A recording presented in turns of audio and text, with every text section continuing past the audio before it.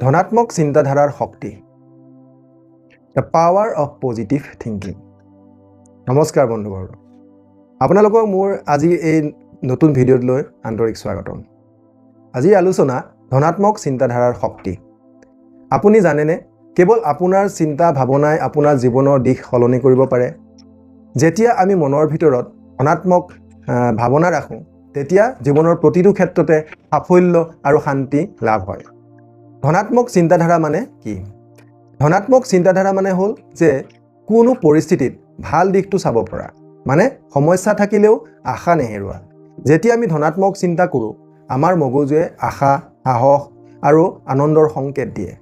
এই সংকেতেৰে আমাৰ শৰীৰ আৰু মন দুয়োটাই এক নতুন শক্তি লাভ কৰে। অৰ্থাৎ ধনাত্মক চিন্তা হৈছে মনৰ এক ঔষধ, যি জীৱনলৈ নতুন উজ্জ্বলতা আনে। নেতিবাচক চিন্তাধাৰাৰ প্ৰভাৱ। ই আমাৰ মনত ভয়, চিন্তা আৰু হতাশাৰ সৃষ্টি কৰে।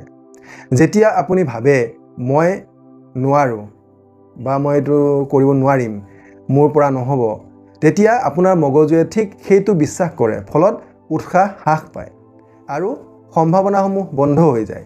কিন্তু যদি আপুনি ভাবে মই চেষ্টা কৰিম, তেতিয়া সেই চিন্তাই আপোনাৰ মনত আশা উজ্বলাই তোলে।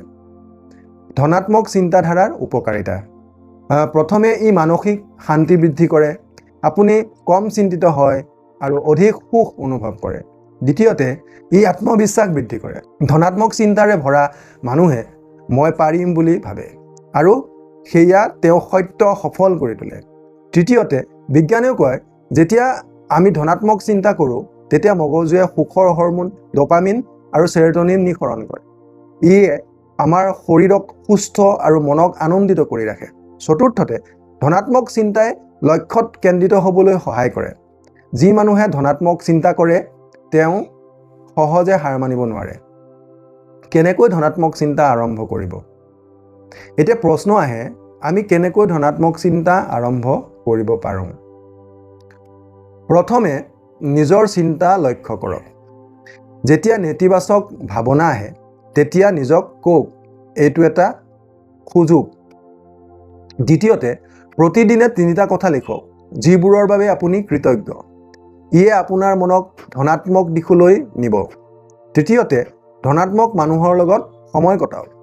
তেওঁলোকৰ ভাৱনা, আচৰণ আপোনাৰ মনক অনুপ্ৰাণিত কৰিব। চতুৰ্থতে, নিজৰ প্ৰতি দয়া কৰক। ভুল হ'ব পাৰে, কিন্তু সেইটো শিক্ষা হিচাপে লওক। এনেকৈ ধনাত্মক চিন্তা এটা অভ্যাস হৈ পৰিব। বাস্তৱ উদাহৰণ। ইতিহাসত বহু মহান ব্যক্তিৰ জীৱনে ধনাত্মক চিন্তাৰ প্ৰমাণ। থমাছ এডিছন 1000 বাৰ পৰ্যন্ত ব্যৰ্থ হৈছিল, কিন্তু তেওঁ কেতিয়াও নক'লে মই পাৰিমনে।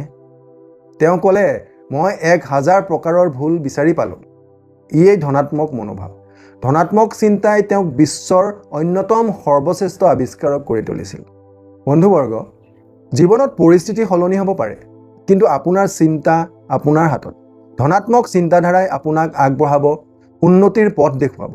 মনত ৰাখিব, আপুনি যিদৰে ভাবে আপুনি ঠিক তেনে মানুহ হৈ উঠে। আজি এই ধনাত্মক হওক, আত্মবিশ্বাসেৰে পৰিপূৰ্ণ হওক আৰু জীৱনলৈ আনন্দ আনি লওক। ধন্যবাদ আৰু সদায় ধনাত্মক হৈ থাকক।